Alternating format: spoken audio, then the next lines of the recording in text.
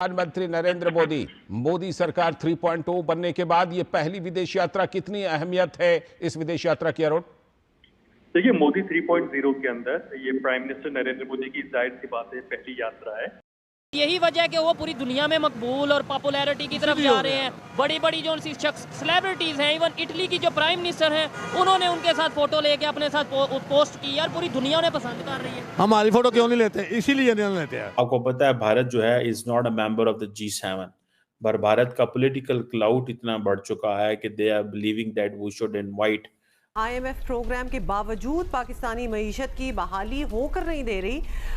हमारी इस माशी हालत की बड़ी वजह फरसूदा टैक्स निज़ाम है, ये तो हम सारों को पता है, जिसको आलमी इदारे बदलने पर काफ़ी ज़ोर भी दे भी रहे हैं और काफ़ी अरसे से कह भी रहे हैं इस बारे में। वो ये समझते हैं कि हमें मोदी साहब की ज़रूरत है, ठीक है जी, और वो उनको इसीलिए ज़रूरत है कि उनको इस चीज़ का अंदाज़ा है कि एक बड़ी इकोनॉमी है कि जो है आप most love leader in the world हैं, मोदी को ये टाइटल दिया है, तो क्या आप इस चीज़ से एग्री करते हैं? बिल्कुल। अब पाकिस्तान के लिए लव लीडर ना हो, लेकिन दुनिया के लिए तो है ना। US भी प्रेज कर रहा है, जो है क्या कहते हैं, रशिया भी कर रहा है, इटली भी कर रहा है, सारे कर रहे हैं, तो सारे उनके लिए तो वो है पावरफुल और लव लीडर भी। उनके लिए इस लिहाज से हम कह सकते हैं कि पावरफुल और लव है, क्योंकि ऑब्वियसली वो अपने टेन्योर के अंदर उसकी इंडिया की इकॉनमी को ऊपर लेके गया है। आलमी बैंक ने पाकिस्तान को खबरदार कर दिया है कि वो तमाम टैक्स रियायतें ख़त्म करे और ज़राअत, प्रॉपर्टी और रिटेल कारोबार से हासिल होने वाली आमदनी मौसर टैक्स नेट में लाई जानी चाहिए। मिस्टर मोदी के लिए इम्पोर्टेंट इसलिए भी है इटली के साथ अच्छे ताल्लुकात, एंड वो इसलिए भी है क्योंकि जो India middle east Europe corridor है, इटली भी आप समझ लें this is the first country जहाँ पे ये सारी जो है वो एक्सेस मिलनी है इंडियन ये जो कॉरिडोर है। अभी देखें हमारे लोगों की इज्जत कहाँ चली गई है कि हमारा प्राइम मिनिस्टर पिछली तीसरी चौथी लाइन के पे खड़ा हुआ है। हमें ढूंढना पड़ता है उनका प्राइम मिनिस्टर जो है। देखें वो लोग जो है ना, वो असल में गैरतमंद और इज्जत वाले लोग हैं, वो किसी से भीख नहीं मांगते हैं। मोदी को उधर से भगा देना चाहिए। किधर से भगा देना चाहिए? उधर से इंडिया जहाँ पे मिलने के लिए ये इटली की प्राइम मिनिस्टर मोदी को भगा दे इंडिया से। हाँ। जॉर्जिया मेलोनी ये जो बातें कर रही हैं कि जी हम शरिया लॉ जो है उसको इम्प्लीमेंट नहीं करने देंगे, मैं समझता हूँ कि as a democrat, as a Italian, as a European, they have absolute right to say and ask whatever they are saying। अपना मंशूर अपना जो है एजेंडा सामने रखते हैं, अपनी मर्जी करते हैं। इंडिया क्यों नहीं किसी के दबाव में आता? उनके प्राइम मिनिस्टर जो हैं वो कहते हैं भाई हम अपनी अवाम के लिए फैसला करेंगे, हम कहते हैं कि हम IMF के लिए फैसला करेंगे। नहीं, तो मोदी के कुछ क्वालिटीज हैं जो हमें मानना पड़ेगा। सर पाकिस्तानी क्यों हेट करते हैं नरेंद्र मोदी से? हिंदी की अगर बात की जाए तो फोर्स मैरिजेस वहाँ पे भी जो वडेरे हैं वो भी जो हिंदू गर्ल्स हैं उनके साथ फोर्स मैरिजेस करते हैं, तो फिर जुल्म तो यहाँ पे भी करते हैं। बिल्कुल ऐसे ही है कि हमारा प्राइम मिनिस्टर पिछली तीसरी चौथी लाइन के पे खड़ा हुआ है।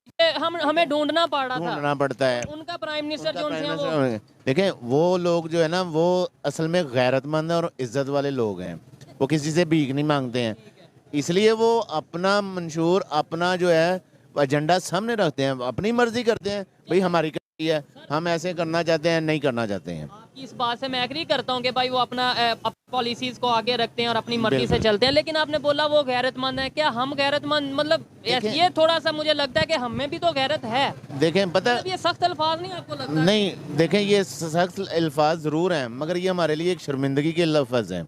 उसकी वजह पता क्या, हमने आज तक कुछ भी नहीं कर सके। हम जिस वक्त हम कुछ करना चाहते थे हमें उल्टा के नीचे फेंक दिया जाता था, ठीक है। उसमें सबसे ज़्यादा जो है वो ये है कि पिछली जितनी भी गवर्नमेंट ताकतें हैं ना, वो सब इन्वॉल्व हैं। ये लोग चाहते ही नहीं है कि पाकिस्तान फले फूले और तरक्की करे। अच्छा, हम लोग ये बताएं, हमारे जो पॉलिटिशियंस हैं या हमारी गवर्नमेंट है, वो अवाम के ऊपर जो महंगाई का बोझ दिन ब दिन बढ़ता जा रहा है, इसे कम करने के लिए, पेट्रोल की कीमत कम करने के लिए, बिजली की कीमत कम करने के लिए हम कौन से ऐसे फैसले कर रहे हैं? हम कौन से सख्त फैसले, जैसे उन्होंने कहा कि भाई नहीं मैं ये साइन नहीं करूंगा, हालांकि आपको पता है कि वो बड़े हाईलाइट रहे हैं वो इस सारी कॉन्फ्रेंस में। जो उनसे इटली की प्राइम मिनिस्टर है, उन्होंने फोटो ली और वो सोशल मीडिया पे उन्होंने पोस्ट की और बहुत से लोगों ने 44 मिलियन लोगों ने उसे देखा। अपने अंदर ये बिल्कुल हम क्या कर रहे हैं? देखिए मसला पता क्या, हम लोग यहाँ पे ना हमारे जो जितने भी सियासतदान है ना, जितने भी हैं अभी के हैं, आज से 75 साल भी चले जाएं, इन लोगों ने ना आज तक सिर्फ अपनी औलादों के लिए और अपने लिए सोचा है। इन्होंने मुल्क के लिए कुछ भी नहीं सोचा। उधर वहाँ पे लोग जो हैं वो उनकी जो गवर्नमेंट है, उनकी आवाम है, वो अपने मुल्क के पहले सबसे पहले अपने मुल्क के मुतालिक सोचती है। ठीक हो गया।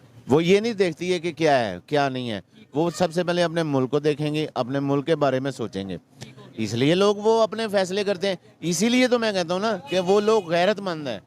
हम लोगों के अंदर गैरत मर चुकी हुई, हम लोग यहाँ पे जो है ना आम आदमी है ना, उसकी भी सोच ये है कि देखें मेरी दिहाड़ी लगनी चाहिए, मेरी तरफ से मुल्क चाहे 4 हिस्सों में टूट जाए। प्राइम मिनिस्टर मोदी के लिए इम्पोर्टेंट इसलिए भी है, इटली के साथ अच्छे ताल्लुकात, एंड वो इसलिए भी है क्योंकि जो India middle east Europe corridor है, इटली भी आप समझ लें this is the first country जहाँ पे ये सारी जो है वो एक्सेस मिलनी है इंडियन ये जो कॉरिडोर।